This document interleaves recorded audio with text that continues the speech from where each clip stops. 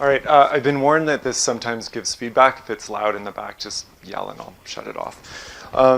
First, before starting, I'd just like to say thanks a lot for the invitation to come here. It's a real honor, and it's also just been a real privilege to talk to people about the research that's going on. There's a lot of exciting stuff going on here, and I'm currently doing a sabbatical in Germany at the Institute for Research in Biodiversity. Being exposed to a lot of different ideas and having a lot of good conversations. It's really fun coming to university where those same conversations are going on in the hallways just every day. It's great. So today I want to talk about species diversity and this idea of reconciling what we call ecological drift and species differences. One of the major themes that we look at in my lab deals with this idea of species diversity, what maintains species diversity, and the resulting patterns of diversity that we see. And I think if we're going to talk about this, at least at local scales and at meso scales, we have to start by acknowledging that there are really two major developments that have happened over the last 20 years in ecology. So one of these developments came from Peter Chasm's work that was published in the annual reviews, where he talked about the mechanisms that maintain species diversity. And his basic argument is that most of the ideas about species diversity come about through whether or not species can coexist, and that there are fundamentally two different ways this can happen. It can be either stable or unstable. He then goes on to spend the rest of his paper presenting both theory that he's developed and really synthesizing this huge body of literature from the last 70 years that looks at stable diversity. The flip side that came out a year later was Hubble's book on neutral theory. And essentially what Hubble proposed is that coexistence is not stable. And so Cheson's idea of unstable coexistence really was talking about Hubble's theory. And the idea here is that you have species competing for space, but they're ecologically identical, and they have equal fitnesses under all conditions. And as a result, all patterns of species diversity and distribution are due to this propagation of chance events, or what we call ecological drift. So these two major ideas came out about 20 years ago. And what's really interesting is the way that ecologists have looked at these. And in particular, Peter Cheson's work in this framework for the maintenance of species diversity, I would argue has become the major paradigm that most community ecologists are working under today. Okay, and so I'm going to explain this paradigm a bit more in a moment. But the other side of this, Stephen Hubble's work on neutral theory, has been largely rejected by ecologists.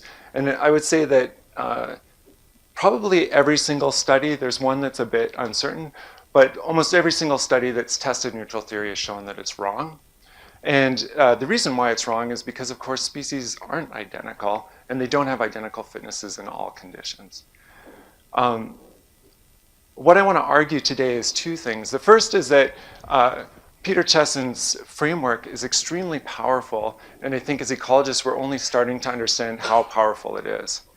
Nonetheless, it's a paradigm and there are holes in it. And one of these holes comes about in the ways that we think about stochasticity entering into ecological systems. And that I think in rejecting Stephen Hubble's neutral theory for the right reason of species not being identical, we've also inadvertently thrown away some of these ideas about stochasticity that are important for us to understand the distribution of diversity. And what I hope to convince you about by the end of today is that when we start to incorporate even demographic stochasticity into populations and communities, we're not simply talking about introducing noise. What we're talking about is a fundamental restructuring of the way that communities work. Okay, so for the outline for today's talk, I want to start with an example of using coexistence theory. And you're going to see a study that was done with Rachel Germain, who's here. And then we're going to move on to look at ecological drift. And I want to first look at the role that ecological drift plays in real communities. And then I want to start to think about how we integrate predictable species differences into making predictions for how drift and stochasticity propagates through communities. So the real stars of today's talk are in the trees. This is Rachel up in the corner, but these are 4 PhD students who were in my lab a couple of years ago. Some of them are still there, and some newer students. And I bring these people up simply because, as for all people who are lucky enough to have really good, talented students, the ideas I'm presenting here are partially my own and partially formulated from a lot of really interesting discussions with these people. Okay, so species differences in diversity. I'm going to start by introducing Chasm's theory, walking us through the basic ideas of how it works, and then we'll go into a specific study. So you can imagine if we look at this field of annual flowers with the trees in the back, that people might ask how it is or what mechanisms allow these species to coexist. And for those of you who are ecologists, you might have some idea about why coexistence happens here. And you might argue that it's maintained by pathogens in the system. Or you might argue that it has something to do with plant-soil feedbacks, or predator-mediated coexistence, or something to do with the underlying distribution of resources in the soil. Okay, and any of these or all of these could actually be right. Right? The thing that Peter Chasm did that was brilliant, in my mind, was not only develop his own theory about species coexistence, but he developed a general framework to say all of these things can be considered in a common currency. And we can consider them all in such a way that we can break them down into figuring out how these mechanisms promote diversity and how they limit diversity. And that actually allows us to do things like compare across very disparate mechanisms. Okay. So the way that he does this is he looks at stable coexistence by quantifying the long-term growth rates of a population when it's initially at a low density and the rest of the community is established. What that means is really, really simple. And we call this, mathematically, we call this the invasion criteria. But what it looks like is something like this. When you have a species, then its population falls down to a low density, we either see that that population increases when it's at low density, or it's going to hover at around 1 or drop down. If it doesn't have some mechanism to increase when it's at low density, we expect that population to go extinct. And so if that's a given species in a community, that means diversity is going to go down. Okay, and so when people talk about the invasion criteria, this is essentially what they're talking about. The 2 different types of differences that species have that feed into this invasion criteria can be broken down into what we call stabilizing differences. And stabilizing differences, if you think back to a Locke of Volterra world, are simply differences that cause one species to impact itself more strongly than another. Okay, when stabilizing differences are present and there's no other difference in the system, then that's sufficient for species to coexist. And so if you have your yellow flower species and there's a single red, it will grow. But on the flip side, if the red gets really abundant, there's a mechanism in place for the yellow to pop back up. Okay, and so common ideas about these stabilizing differences are that 2 species might use different pools of resources and so suppress their own populations more than others. They might have specialist predators that suppress them, and so on and so forth. The other type of difference, though, that emerges in all population models are what we call fitness differences. And you could think of this as just the average difference between any 2 species in competitive ability. Okay? And so you can imagine that when this red species is rare, it's surrounded by yellow species, then it might be able to increase.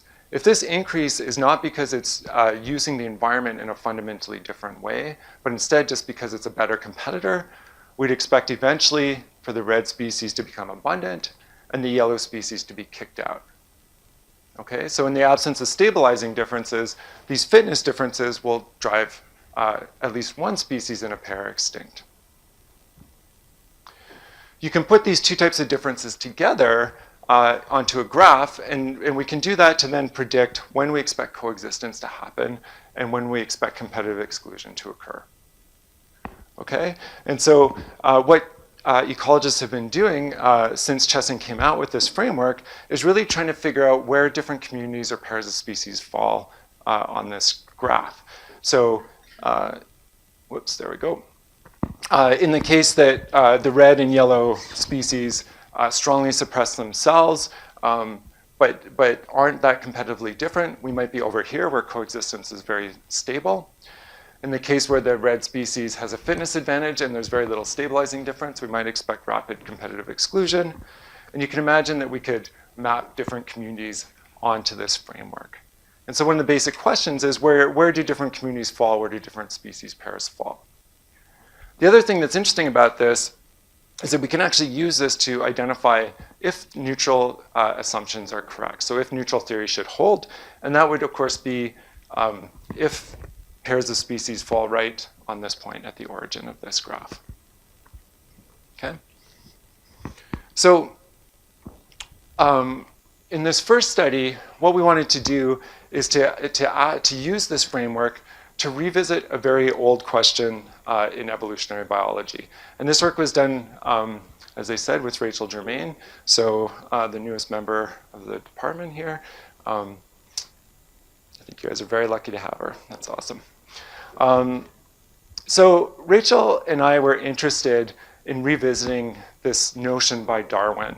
This notion that species, as Darwin put it, of the same genus, because they usually tend to be more similar, are going to compete more strongly. Okay, Elton revisited this hypothesis in the mid-1900s and basically said that this could explain why, when we look at lists of species recorded in ecological surveys, that we don't tend to see species of the same genus recorded in the same survey. In fact, it happens less than by chance, was his argument.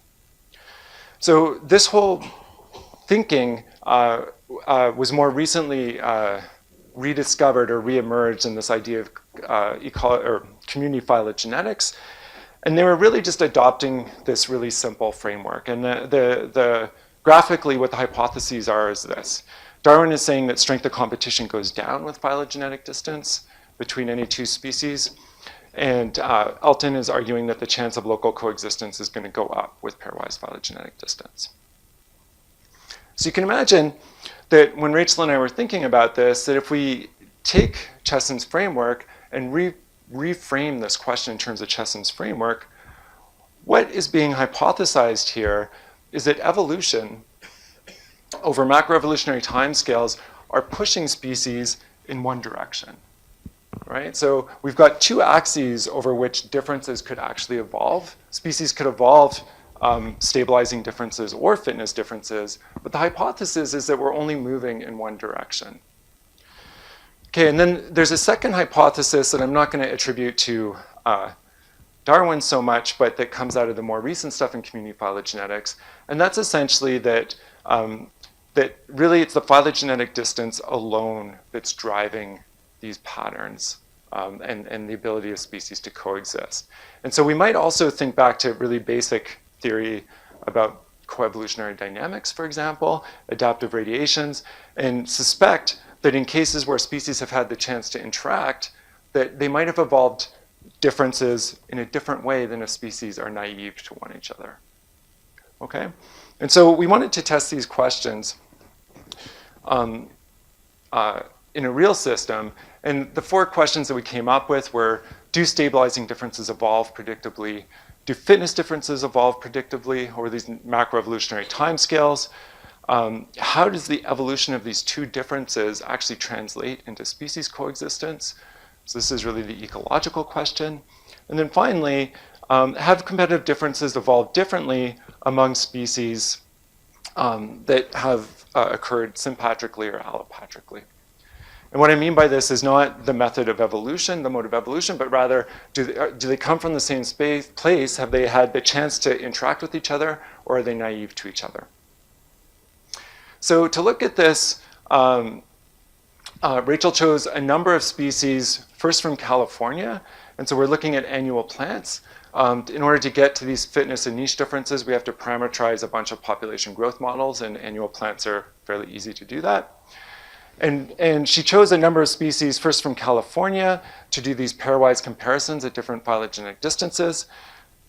and then chose a number of species from Spain. And we chose southern Spain because it has the environment that's most similar, to look at species that are fairly naive, at least in recent history, to each other. We can then look at the phylogeny of the species in this area and choose species pairs to contrast in such a way that we're not overlapping branch lengths, and so that each pairwise comparison we're making is actually independent. Okay? We then grew up all of these pairs in a bunch of different conditions in a common garden, and essentially create somewhere in the order of about 1,000 communities where we're differing the densities and the relative abundances of species in order to properly parameterize population growth models. Okay, so that's the background work. The nice thing is that once we do this with annual plants, we actually get a real measure of absolute fitness right away, and we use this measure of absolute fitness to break it apart into these stabilizing and fitness differences. When we do that, we see a couple of patterns emerge. Okay, I'll walk you through these patterns, but these to me are really exciting. So the first thing I want you to notice is if we look at allopatric species pairs. Okay, so on the x-axis we've got the phylogenetic distance between any two species, and when we look at species that haven't had a history of interaction, what we see is that phylogenetic distance has absolutely no effect on these stabilizing differences. It just doesn't predict stabilizing differences. If instead we look at sympatric species, so species that have had the opportunity to interact within a region, we see that phylogenetic distance predicts the strength of these stabilizing differences. And so we go from very low stabilizing differences up to quite high stabilizing differences. And so this sympatric line is exactly what Darwin was hypothesizing, right? That we would see these differences that allow species to coexist. Of course, the flat line isn't really part of anyone's hypothesis.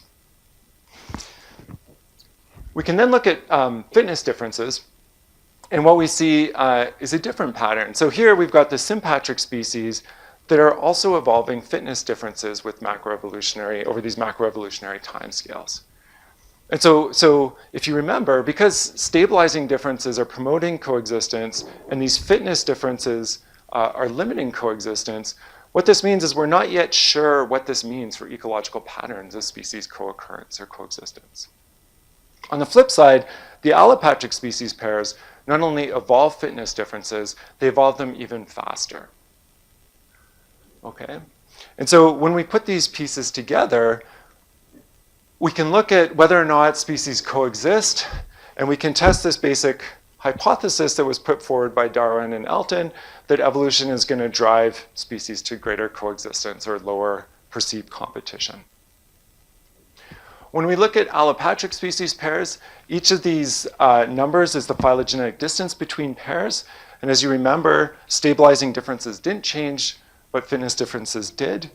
And the general trajectory is, in fact, that macroevolutionary changes drive us up towards this position of competitive exclusion.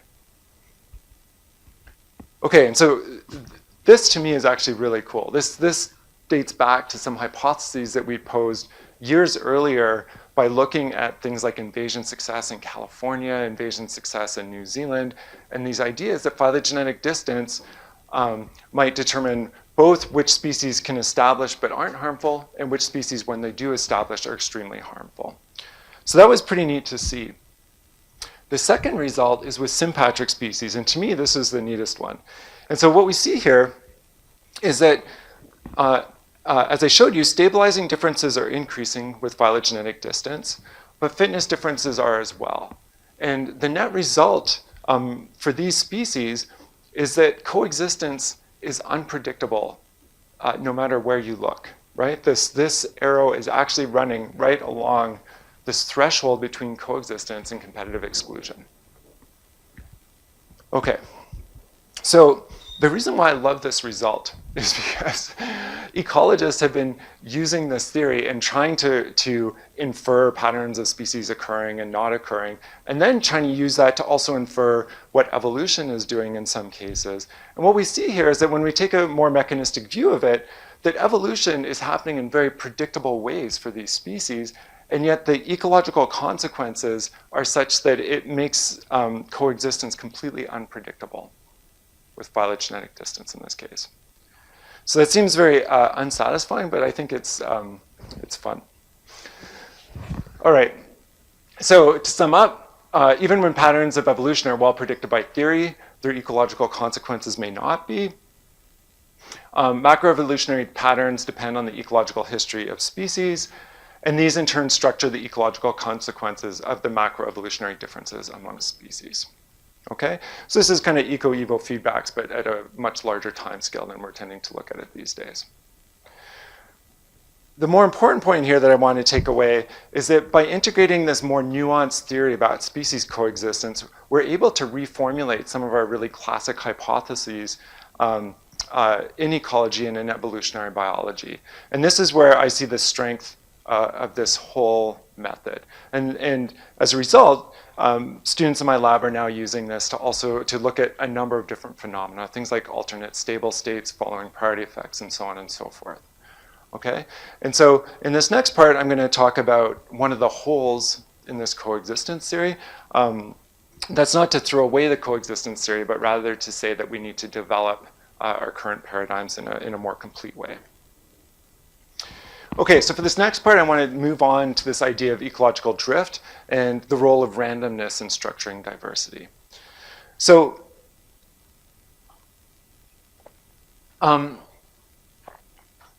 there are many definitions of ecological drift in the literature, and most of them are really fuzzy. One of the most basic ones that we might get is something like this. So ecological drift is the process that causes species numbers to differ from their deterministic expectations due to demographic stochasticity. This is actually a good place to start, and I want to start here and break this down and then build it up a bit. So in order to understand this, we first need to understand how demographic stochasticity works within populations. And the way it works is very simple. So you can imagine that if every single female in a population has a reproductive rate, an expected reproductive rate of 1.1 individual, no female is going to have 1.1 offspring, right? And so what we get instead is a distribution where some females have 0, some have 1, some have 2, and so on and so forth. This happens even though the expectation is that every female will actually have an identical number, okay? And so when we look at different populations, here we look at, for example, this poppy species that in this picture has a population of 1. You can imagine that suddenly, if you're randomly drawing one observation from this distribution, the chance of it having 0 offspring is quite high. The chance of it having 1 offspring is equally high, and there's some chance of 2, 3, and 4, and so on. On average, the population growth rate of this species is going to be more different than the expectation than a population growth rate, say, of this tidy tips, this yellow with the white tips, simply because this is taking more random draws from this distribution. It's more likely to represent the distribution overall, and the mean of all of those is likely to be closer to the mean. Okay? So that's demographic stochasticity, and I think most of us have a pretty clear idea of how that works.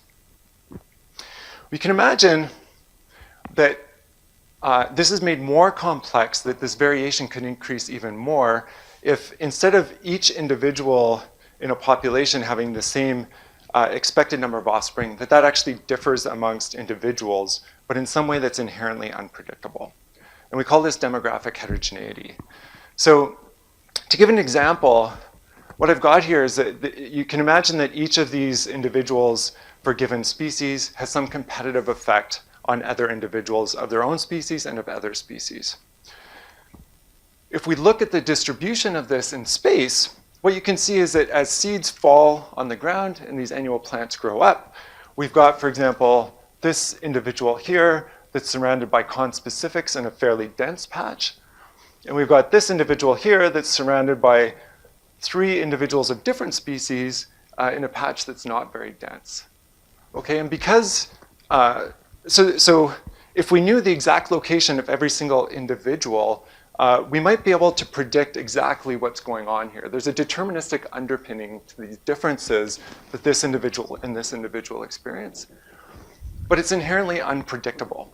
right? It's just seeds falling in some way that causes clumpiness and different associations. Okay, so this is one example of demographic heterogeneity. There are many other examples that we can talk about later, but the point here is simply that this is a common phenomenon in populations, and what it ends up doing is it changes the variance of this underlying distribution, and it increases that variance. And so now, if our new distribution, due to this distribution of species in space, looks something like this, the chance of an individual now having 0 offspring is quite a bit higher, but so is the chance of having 5 or 6 offspring. Okay, so this idea of demographic stochasticity and demographic heterogeneity, it's used throughout population ecology, and most people are mostly comfortable with it. The next part of stochasticity that I want to talk about is something that is unique to dynamically interacting networks. And what I mean by that is that when we think of an ecological community, what we're actually talking about is a bunch of individuals of different species that transfer energy and nutrients largely through consuming each other. And when we think about what that means, we can imagine that you've got some transfer of these energy and nutrients, not just vertically, but across this food web. And if you perturb, even through some random stochastic event, if you perturb a population of one species, that perturbation is going to fluctuate through this food web.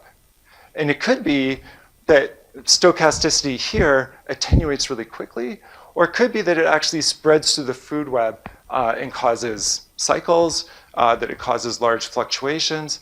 It depends on exactly what the formation of the food web itself looks like. The point being here that in ecology, for those of you who are familiar with it, there's recently been this idea that we can directly adopt this analogy from population genetics in thinking about things like drift. And the fact of the matter is that ecological systems are different, that species actually eat each other, and this has fundamentally important consequences for the way that we think about the propagation of stochasticity. And for that reason, actually, stochasticity in these systems is more interesting. Okay, so one example about how this works, this comes from work out of Kevin McCann's work and some work that I've done with a number of colleagues, is that if we think of consumer stability here as some measure of how stochasticity permeates in a consumer population, you can see that when the consumer biomass is really low or the consumer abundance is really low, the stochasticity is really low or really important for the reasons we've already outlined, right? Just because when you've got one individual, the chance of having 0 offspring is high, and so on and so forth. When the consumer gets to really high abundances, this occurs because there are very strong interactions between the consumer and resource, and that causes instabilities in the food web. And so even though we tend to think of high abundances reducing the importance of demographic stochasticity, in fact, what you get is this propagation of stochastic events through a food web when that happens. And variation, which would be the inverse of this red line, tends to go up. And time to extinction, which is this gray line, tends to go down. Okay, and so what this suggests is that for ecological communities is that populations aren't simply safe when they get to large numbers. And in fact, in some cases, it can even be the opposite. So all of this to argue that thinking about ecological drift in a community or in an ecological context is important, and that it's going to be fundamentally different than the way that we might think about stochasticity in a number of other systems. Okay, the last thing I'm going to do here in terms of review before we move on to talking about actual studies about drift is that I want to think about how we measure drift. And so I mentioned that this red line here is the inverse of the variance. And you could think of, or the coefficient of variation, you could think then that when stochasticity is important, when drift is important, that we see high variation in relative abundances. And this is true through time, but it's also true through space if we just look at otherwise identical replicates through space. I also mentioned time to extinction. And so when stochasticity or drift is really important, we expect extinction rates to go up. And of course, variation through time or through space in relative abundances is what we call beta diversity. And high extinction rates or the decrease in species is, of course, mapping onto what we call alpha diversity. Okay. So let's get into an interesting study to look at this. This is work that I did with Jonathan Levine, who is my postdoc supervisor. And Jonathan and I were interested in asking a really simple question. And the question was that when communities are not neutral, how important is drift? And in community ecology, we're facing this challenge where the only really, really good model we have for how stochasticity works in communities is neutral theory, and yet we know communities aren't neutral. Okay, and so this first experiment was designed to test just how important drift can be. And to do this, we manipulated what we expected to be the importance of drift by manipulating the sizes of communities. And so what we have here are a bunch of different patches, and each patch is a different size. These funny looking cones that you see around these patches were put on about 2 weeks before seeds dropped and then taken off afterwards to make sure that the communities actually stayed somewhat isolated. And before we put these in, we dug out all of the soil, mixed it all together, and put it back to try to make sure that the environment was actually as homogeneous as possible so that our measure of drift is actually capturing what we think of as drift and not some other variation created by environmental differences amongst patches. Okay, within these, we sowed identical densities of viable seeds for 6 species that we know coexist in this area but that compete quite strongly. And so these are all native annual plants in this California grassland. We did that, and we simply let it go for a few years and watched the population dynamics and the community dynamics. And so the first measure I'm going to show you that we looked at is beta diversity. And so this is compositional variation. We borrowed FST simply because that's a standardized measure of variance. But you could just think of this as how variable the relative abundances are across different patches. So what we saw here in year 1 is that we saw, as we expected, things were more variable in small patches than in large patches. This first year really just captured seed germination rates. The second year, you can see that the variation in small patches jumped a huge amount, whereas in large patches, it stayed more or less constant. And by the third year, the large patches actually started to become more homogeneous, whereas the small patches were more variable again. Okay, so this is consistent with our ideas about how this works, but our question was really, how important is this when communities aren't neutral? And we don't actually have a benchmark for saying, well, what is important?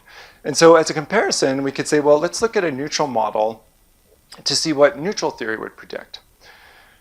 And I was somewhat shocked to see that neutral theory predicted much less variation amongst these communities than what we actually saw. Okay, and so neutral theory is the least stable model of coexistence that we have in community ecology, and yet it predicts more stability than what we're actually seeing. So there are 2 reasons why this could happen. One reason you can imagine is that there's something about the interactions of species that's changing the way that stochasticity works in this system. The second reason could boil back to this idea that I already brought up about demographic heterogeneity.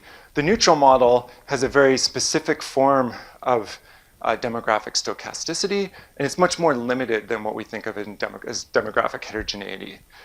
And so to think about this, the first thing I did then was to say, well, let's put demographic heterogeneity back into this model and see if we get closer to this prediction, or to what we observed. So here's the neutral model at year 1, 2, and 3 with demographic heterogeneity in. And what you can see here is that we do actually get closer to what we observed in the small communities, and we start to over-predict what actually happened in the smaller communities. Okay, the take home here is simply that we see something different than what we would expect given a neutral model. And it's not simply because there's more stochasticity in this system than what we expected. And so that suggests that there's actually something about the structural makeup of this community. So we can look at the structural makeup of the community. And when we do that, what we see is that all species started at identical densities in all plots, as we said. And very rapidly over time, we get this divergence in relative abundances of species. And for any ecologist who's looked at something like a rank abundance curve, they probably look at these relative abundances and say, that's pretty typical. That's actually what we see in nature. There's one species that's very abundant, and then we've got a bunch of species that are in around 10 or 8% of the relative abundance. Okay? And so we get this rapid divergence, and if we think back to Chasm's theory, what this means is that just looking at these relative abundances is that even if these species can coexist in this region, that there's some fairly large fitness difference amongst species. Okay?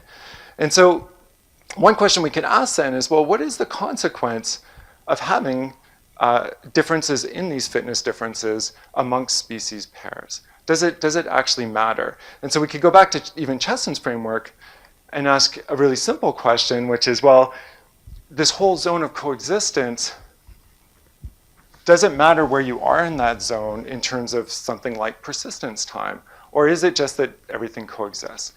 And in fact, what we see here, and this is just some initial simulation results from some stuff we're working on currently, is that if you look at generations to extinction for the weaker competitor, when you initially start communities at equilibrium, then as you go up to larger and larger fitness differences, you find that extinction occurs at a much, much more rapid rate, until you can see up near the top along here that in this community of 40 individuals, we don't even expect a community to persist for a single year, on average. Okay? And so, so this would suggest then that, in fact, incorporating stochasticity into this model of coexistence would be interesting if we're actually trying to predict what diversity we would see out in nature. Okay, thinking about this in terms of the relative abundances that we saw in the community, then all that this is saying is that those species that are rare, even if they're expected to persist, should be going extinct more quickly. And that's exactly what we see. And so here, what we've got is extinction with community size. And you can see, for example, with this Plantago, that in the small communities, it's initially up around 50%, but it drops in large. And then, for example, with this Coryzanthe, that those extinction rates are roughly double. And that maps on to these differences in population sizes. Okay, and then of course we can put this all together and we can look at the alpha diversity in this community, and it maps out in the way that we would expect if these extinctions are simply additive. Right? So what have we done here? We started to look at the importance of ecological drift. And what we see is that in small communities, this is much greater than commonly appreciated. And it can be exacerbated by these competitive asymmetries that we commonly observe in nature. So what this means is that for any of us who are actually interested in something like conservation, we need to rethink how diversity of naturally and artificially fragmented communities are structured. Right? This is an important process when we're talking about fragmented communities. Many communities are actually naturally fragmented. Many are now artificially fragmented. To put this into context, some of the smaller communities that we were studying in here had the same number of stems of plants in them as the hectare of tropical forest that I studied as part of my work prior to my PhD. Okay? We also need to think about the way we conduct and interpret ecological experiments. And I'm sure all of you have heard the stat that in ecology, a good R-squared is about 0.02 to 0.04. And when I got the results to this first study, it was funny because I was thinking back to my PhD work and I was like, you know what? My PhD plots fit in, like in terms of numbers of individuals, fit into the second smallest plot size that we've got in here. So the fact that I actually found something significant in my PhD is phenomenal, right? Because you're talking about this crazy influence ecological drift when population sizes are that small and community sizes are that small. Okay, so the last bit I want to talk about here is integrating species differences in a more clear way. And I'm going to do this really quickly because I realize we're running out of time. But I want to start thinking about this idea of how drift would scale through interactions that are more understandable, like food webs. Okay, so I introduced this figure earlier, and I talked about how stochasticity in one level can scale up to affect populations in different levels. When we want to think about this in a more intuitive way, you could think about it by looking at this kind of classic hare-lynx cycle. Okay, so here we've got thousands of hares on the y-axis. Here you've got thousands of lynx on the second y-axis. When you look at these lines, what you notice is that the predators are about an order of magnitude, have population sizes about an order of magnitude lower than the prey populations. This is really common due to the transfer of energy and often to differences in body size between predators and prey. And as a result, predator populations are relatively small, and we expect them to be more strongly affected by drift. The second thing that's a bit less intuitive is that the way that this stochasticity propagates when we actually look at models is such that predators tend to be more negatively affected by it than prey. In fact, in all the simulations I've done using this, it's always the predator that goes extinct, and it's never the prey. If we think about specialist systems, there's also an inherent asymmetry in that many prey species can persist in the absence of the predator, but the opposite isn't true. So for all of these reasons, we'd expect that predator communities should be more strongly structured by drift than prey communities. So to test this idea, Denon Start, who's a PhD student in my lab, worked with me on this project that's a bit different than the last one, but uses some of the same principles. So what we wanted to do was to ask two questions. The first one was, how does ecological drift scale across trophic levels? And then what are the consequences of this trophic scaling? And what I mean by that is simply that we know that predators have huge impacts in communities. And so if indeed the scaling works such that predators are more strongly influenced by drift than prey, we might expect there to be functional consequences at the community level. So to set this up, we set up this Kneazle experiment. To put this into context, one of these blocks is a bit bigger on one side than I am, or one of these plots, sorry, and it's set up in a bunch of blocks with the plots of different sizes. Okay, within that meta community, we allowed insect herbivores and predators to colonize over 2 years, and in June of the second year, when the insect abundances were starting to peak, we built these cages, and we built two types of cages, those that were open and those that were isolated. And this is essentially because predators and herbivores are much more mobile than plants. This was to essentially make sure that communities were functionally isolated, that they couldn't disperse to each other, and then the controls that they're open. We then used a reverse vacuum cleaner to suck up insects and sample them in a specific way I can explain later if you're interested, and use those samples to then look at this drift in the herbivore and predator community. So when we set up this experiment, I had this vision that Denon was going to get something like this out of it, and we'd have this cool diversity of insects. We did have this cool diversity of insects, but it's messy.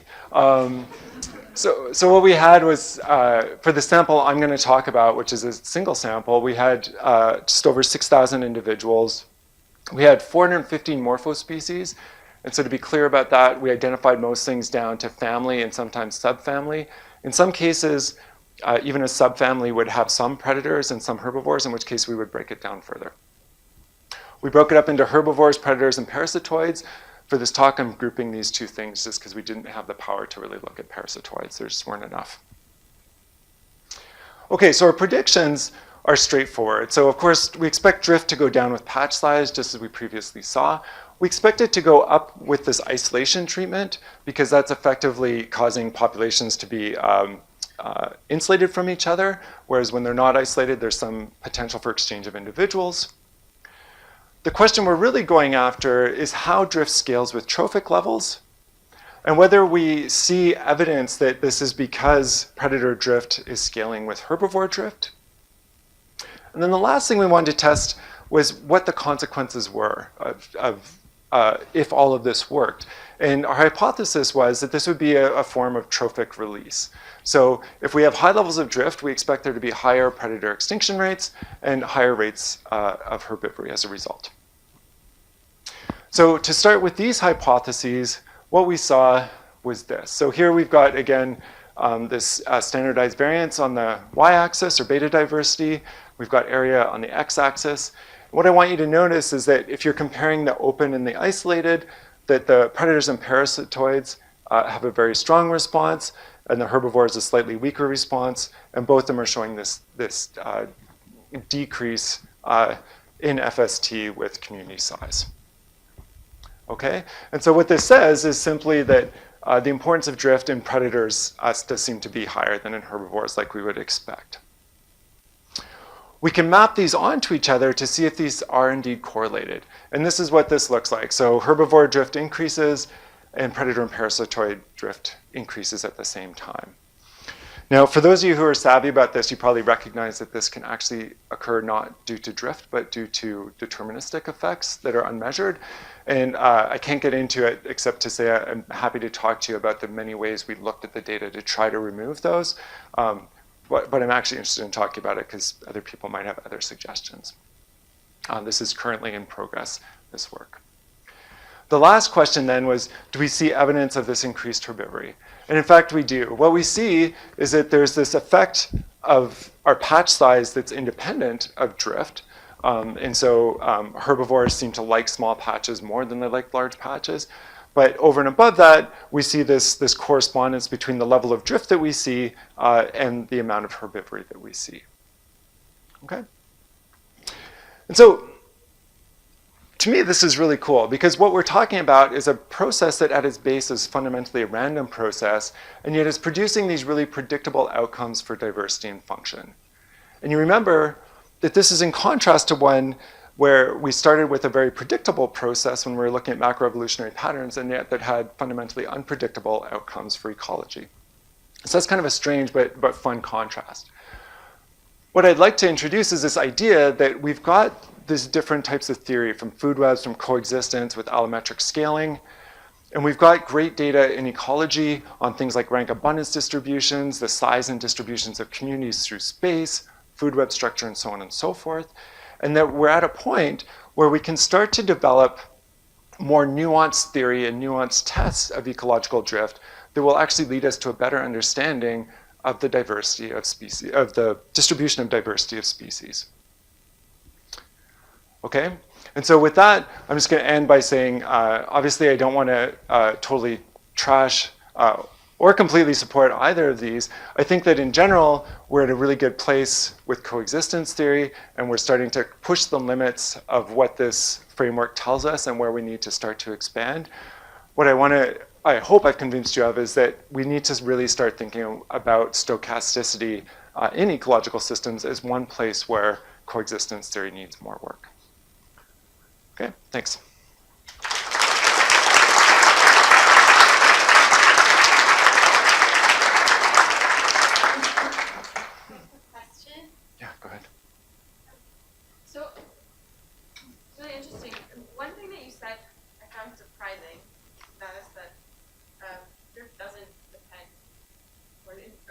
Inversely depends on population size.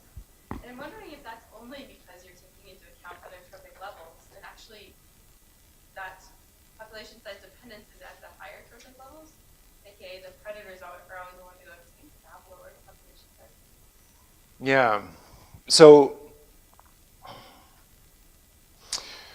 it's tricky because when I was talking about this theory that says that when consumer to prey biomass ratios get really high, or predator prey biomass ratios get really high, that actually causes an increase in the stochasticity.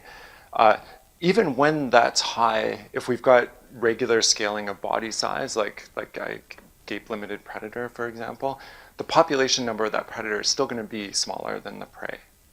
Does that make sense? Is that what you're getting at, or am I misunderstanding that? That, I guess I'm like just wondering if you only get that dependence because you get. Oh, is the trophic dependence only because predators are more rare than prey? Yeah. So, yeah.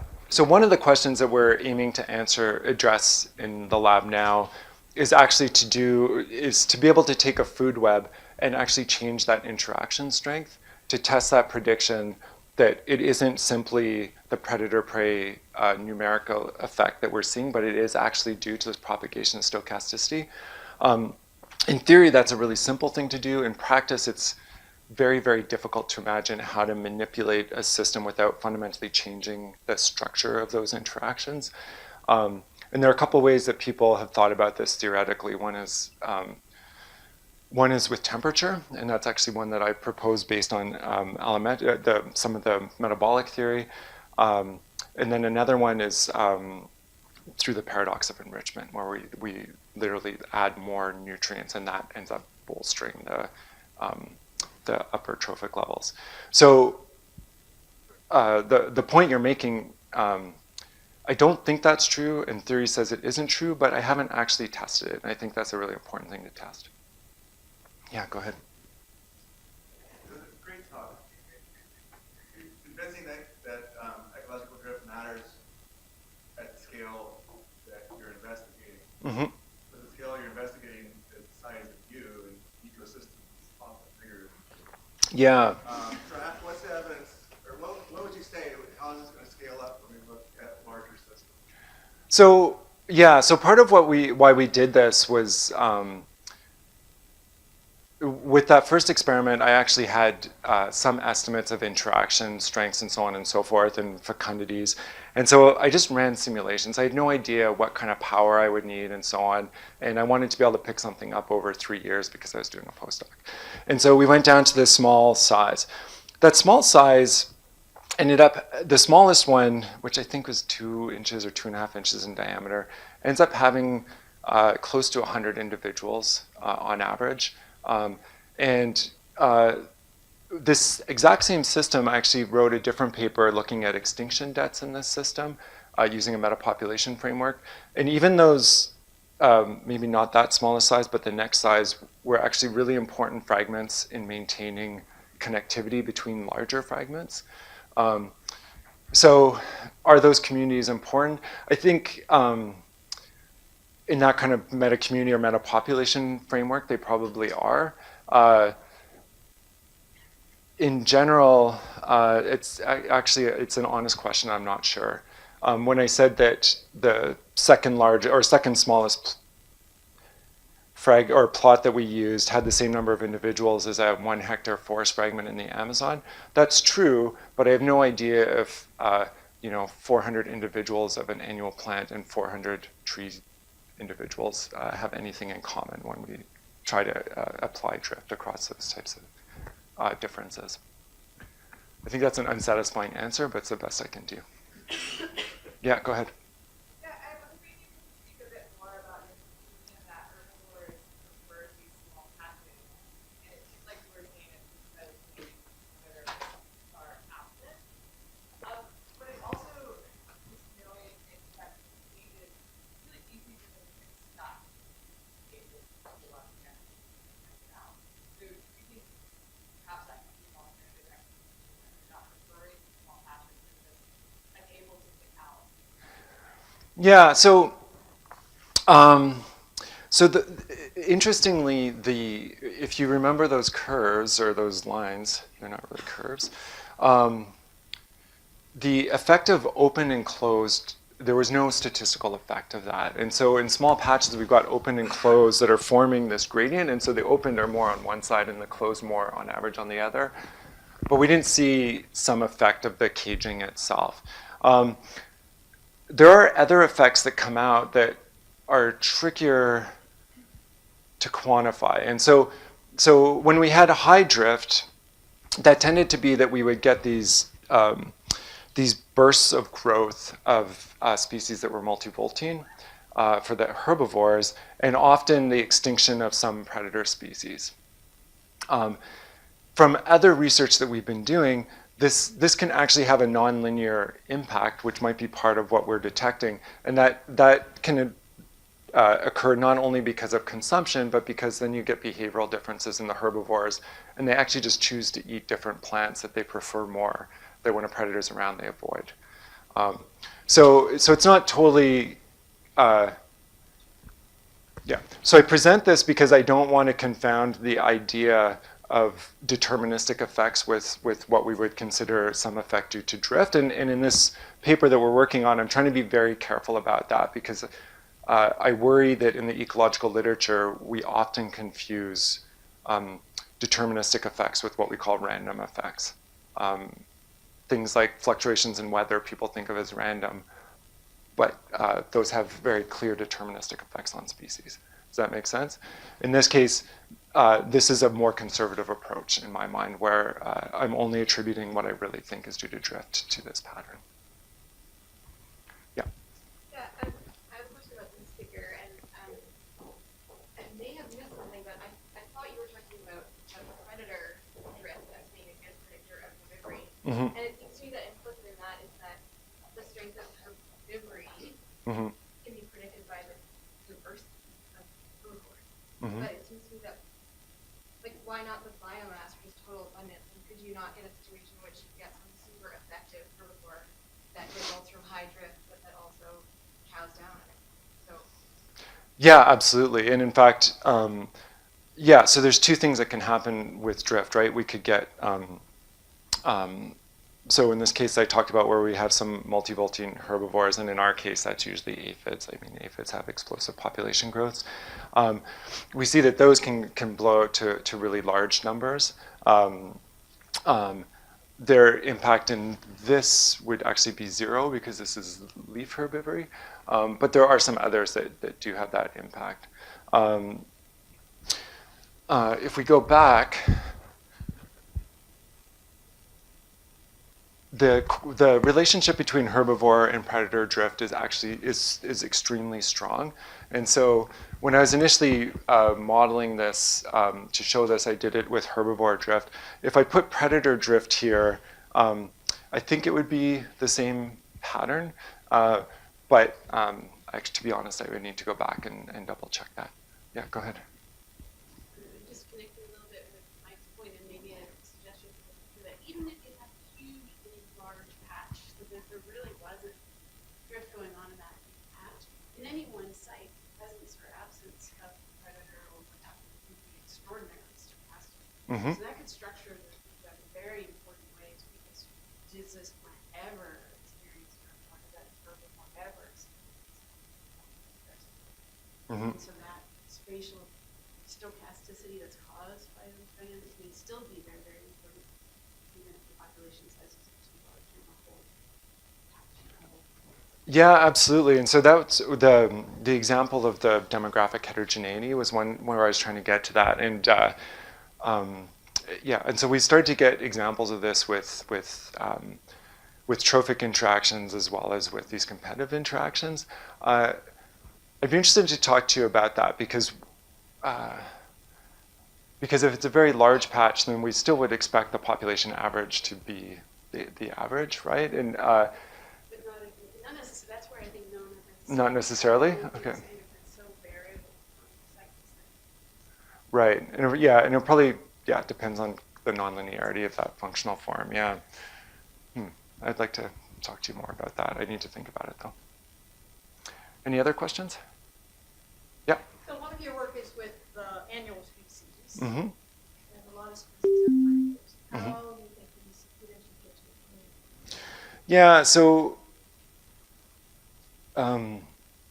speaking to both drift and coexistence, I mean, drift is just a bit harder. You are the only participant in the conference.